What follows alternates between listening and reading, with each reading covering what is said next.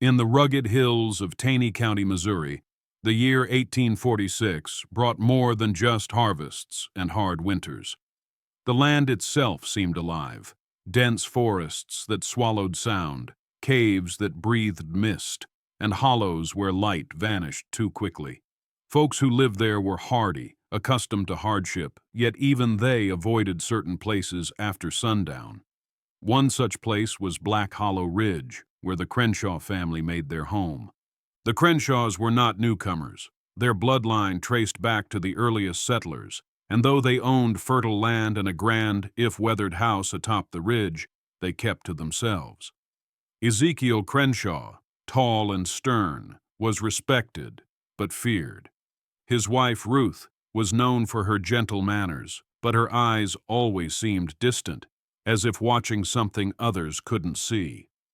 Their children, Caleb, Sarah, and little Thomas, rarely mingled in town. People whispered the Crenshaws were cursed, and soon whispers would become screams. One brisk autumn morning, the people of Taney County awoke to something strange. An envelope was nailed to the church door. Its parchment was thick, its handwriting elegant. It bore Ezekiel Crenshaw's name, inviting the entire community to a gathering at his home on the ridge. This stunned everyone.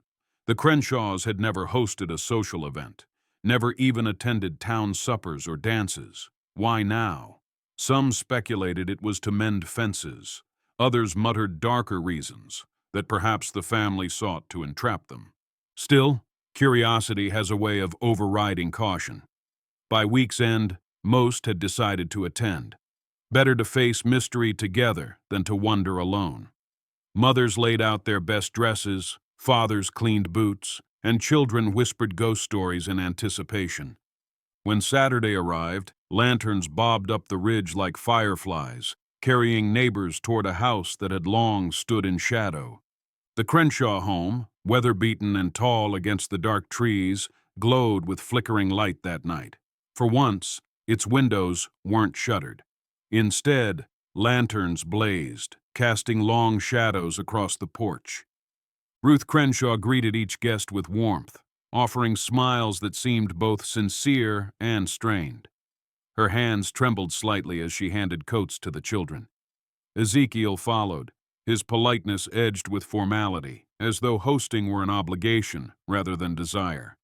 The Crenshaw children lingered on the staircase. Caleb, nearly grown, had his father's solemn features. Sarah, no more than 10, clutched her younger brother Thomas's hand. They stared at the visitors with a quiet intensity, as if searching their faces for answers only they knew. Neighbors remarked on the strangeness, but tried to laugh it off. For one night at least, the house felt open. Yet beneath the warmth, a tension crackled, like a bowstring drawn too tight. Inside, the parlor was alive with fiddles and chatter. Long tables groaned under food, roast venison, pies, cider jugs, all prepared by Ruth with care. For the first time, guests felt welcomed, even joyful. Then Ruth sang. Her voice floated above the music, sweet yet mournful, weaving sorrow and beauty in every note.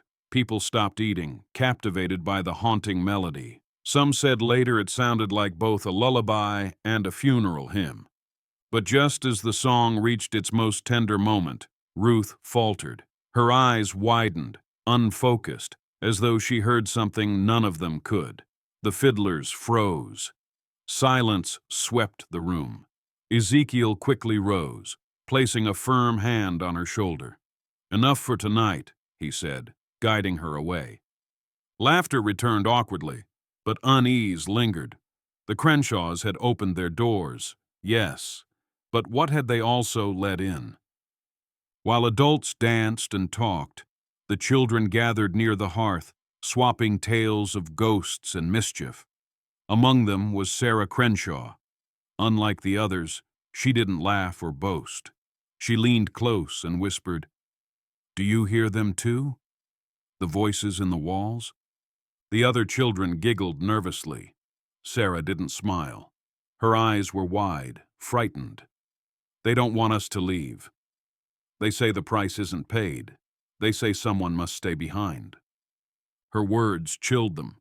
One boy asked what she meant. Sarah shook her head, shivering, before suddenly running upstairs, dragging Thomas with her.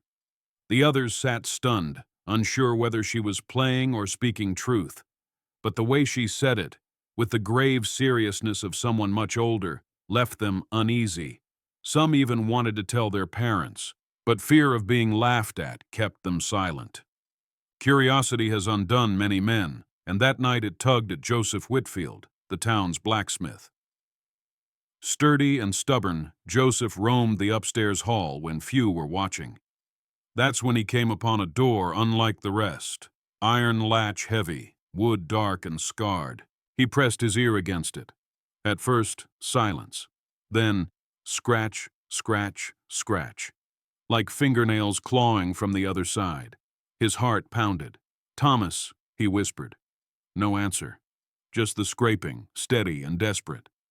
Joseph reached for the latch, but it was locked tight. A cold draft slipped beneath the crack, raising goose flesh on his arms. He backed away quickly, nearly stumbling. When he rejoined the others downstairs, his face was pale, his hands trembling despite the warmth of the fire. Later, when someone asked if he was ill, Joseph only muttered, "Some doors are meant to stay closed." As the clock neared midnight, the air grew heavy. Then, without warning, thunder split the sky. Lightning lit the windows like fire, and winds howled through the trees. The house itself shuddered, as though resisting the storm. Guests panicked, gathering cloaks and urging children toward the door. But when they reached it, Ezekiel Crenshaw stood firm, barring the way. His eyes were dark, his voice steady. "The ridge is dangerous in storms. You'll be swept away. Stay here. It is safer." The words might have been meant as comfort, but they rang like command. Fear rippled through the crowd. Some whispered that they felt more trapped than sheltered. The house groaned with each gust, shutters slamming against the walls.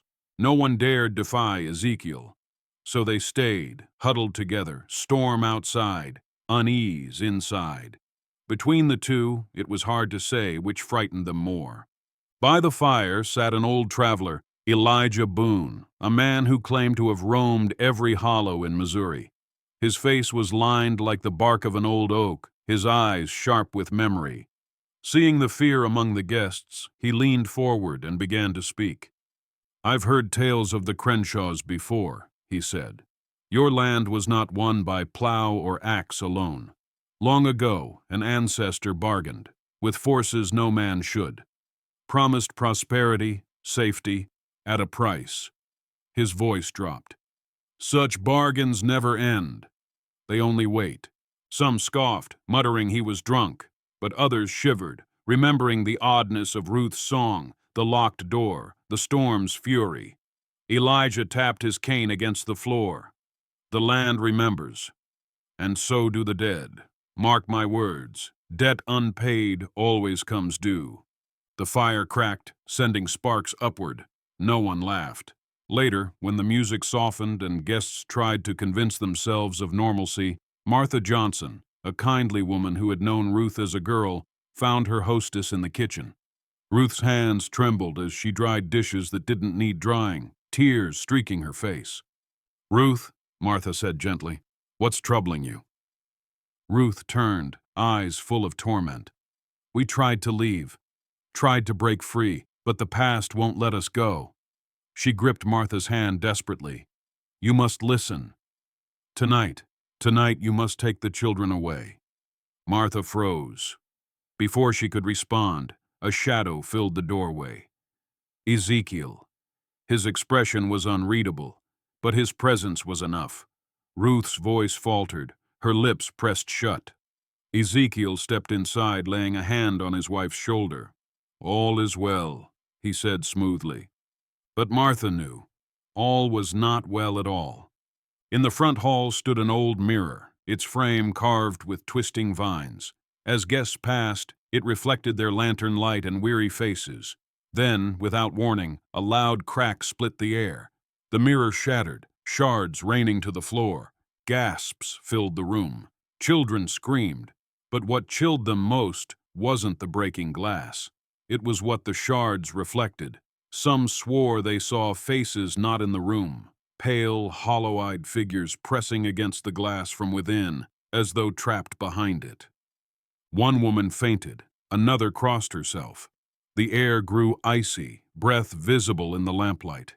Ruth gathered her children close, whispering prayers. Ezekiel's jaw clenched, his eyes darting toward the locked room upstairs. The guests stood frozen, dread crawling up their spines. For the first time that night, they realized the truth. The Crenshaw house wasn't just old and strange, it was alive with something far darker. Amid the panic after the mirror shattered, someone noticed little Thomas was gone. His small coat still lay by the door, but the boy himself had vanished. Ruth cried out, her voice echoing like a wounded bird. Guests searched frantically, calling his name through hallways, up staircases, even out into the storm, but only silence replied. Then a faint cry floated down from upstairs. Everyone rushed toward it, hearts hammering. The sound came from behind the locked door Joseph Whitfield had found earlier. Ruth pounded the wood with her fists, calling Thomas's name again and again. Inside, the boy's sobs grew weaker, fading into the dark. "Open it!" several shouted at Ezekiel. His hands trembled as he pulled a heavy iron key from his pocket. With agonizing slowness, he unlocked the door. It swung open to reveal nothing but blackness, a void that seemed to swallow light. The sobbing slipped deeper into that darkness, until even the echo was gone. Ezekiel fell to his knees, burying his face in his hands. The room was empty, yet heavy with unseen presence. He whispered hoarsely, "My grandfather made a pact. Blood for fortune, silence for safety. Each generation must pay, or the land turns against us." Gasps and cries erupted from the gathered crowd. Some demanded answers, others wanted to flee. But Ezekiel continued, voice cracking with anguish. "Thomas was chosen. I tried to resist it, but the shadows are relentless. They claim what is owed." Ruth clutched Sarah and Caleb, sobbing, "We cannot lose him! No child should bear the sins of their fathers." The guests stood torn, between pity, horror, and fear for themselves. For the first time, the Crenshaw curse was spoken aloud, and now none could deny it. Through the chaos, Elijah Boone stepped forward. The old traveler raised his weathered Bible, his voice steady though his eyes showed fear. Curses hold power only when fed by fear and silence.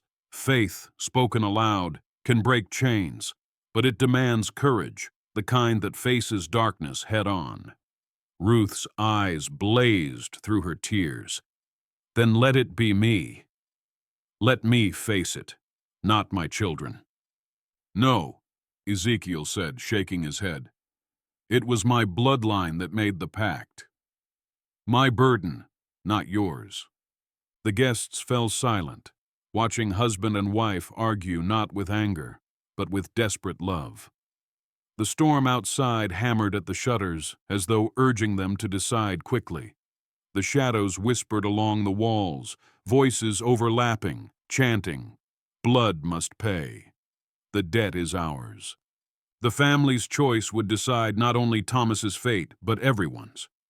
Elijah opened the Bible and began to pray, his words trembling but resolute. Others joined, some out of faith, others out of sheer terror. The house groaned, beams shuddering as if something deep within was stirring awake.